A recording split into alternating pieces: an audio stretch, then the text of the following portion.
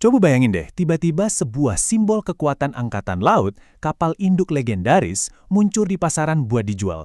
Nah, itulah yang terjadi waktu Italia ngumumin penjualan ITS Garibaldi.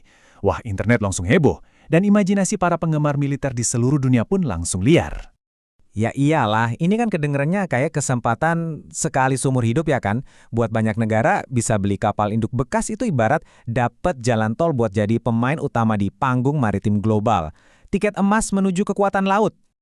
Tapi pertanyaannya, apakah ini benaran jalan pintas menuju kekuatan? Atau jangan-jangan malah jebakan strategis yang biayanya selangit?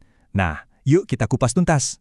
Oke, pertama-tama, kita coba ngertiin dulu deh kenapa tawaran ini bisa semenarik itu. Apa sih yang bikin Garibaldi ini kelihatan kayak jackpot banget? Coba dilihat speknya. Bobotnya 14 ribuan ton, kecepatannya 30 knot. Di atas kertas, ini kapal monster beneran. Lihat angkanya aja udah bikin ngeri kan? Dan ini bukan cuma soal angka loh. Garibaldi itu punya sejarah yang panjang banget. Dia ini kapal induk pertama Italia setelah Perang Dunia Kedua. Veteran operasi NATO, namanya aja udah jadi legenda. Jelas, gengsinya itu dapat banget dan susah diabaikan. Tapi, disinilah ceritanya mulai seru. Karena kebenaran tentang Garibaldi ini ternyata nggak ada di judul-judul berita yang heboh. Kebenarannya itu ngumpet di tulisan kecil dalam sebuah dokumen teknis. Anehnya, di tengah semua kehebohan ini, kayaknya hampir semua orang kelewatan satu detail super penting dari sumber resminya. Cuma satu kalimat, tapi kalimat ini mengubah segalanya. Nah ini dia nih, klausul yang jadi game changer-nya. Dokumen resmi dari Angkatan Laut Italia itu bilang dengan sangat jelas kalau kapal ini bakal diserahin tanpa kemampuan tempur ofensif sama sekali. Kenapa? Karena semua sistem senjatanya nggak berfungsi. Jadi intinya gini, yang beli itu bukan dapat kapal perang, mereka cuma dapat kapal kargo raksasa yang bentuknya kebetulan aja kayak kapal induk, cuma bodi sama mesin doang. Udah. Dan di titik inilah, semua ilusi itu pecah. Jomplang banget antara citra kapal induk perkasa yang dijual dengan kenyataan pahit yang tertulis hitam di atas putih. Ini tuh contoh klasik dari yang namanya ilusi platform bergengsi. Kita tuh kayak kesilauan sama nama besar kapal induk, sampai lupa ngecek sebenarnya isinya apaan. Gengsinya menang telak, tapi realitanya zong.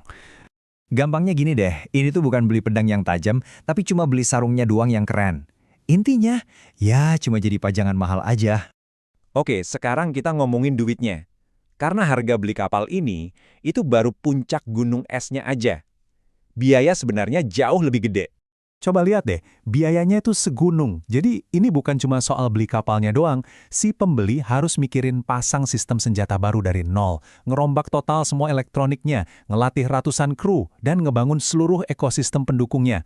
Total biayanya, wah, bisa-bisa lebih mahal dari bikin kapal baru dari nol. Dan ini bukan ngarang loh, udah ada contohnya. Lihat aja Brasil dengan kapal induk Sao Paulo-nya yang akhirnya jadi rongsokan. Atau Thailand dengan Chakri Narwebet yang sekarang lebih sering jadi tempat wisata daripada kapal perang. Polohnya tuh sama terus. Jadi dari semua ini, pelajarannya apa dong? Karena cerita Garibaldi ini bukan cuma soal kapal perang loh, ini lebih dalam dari itu.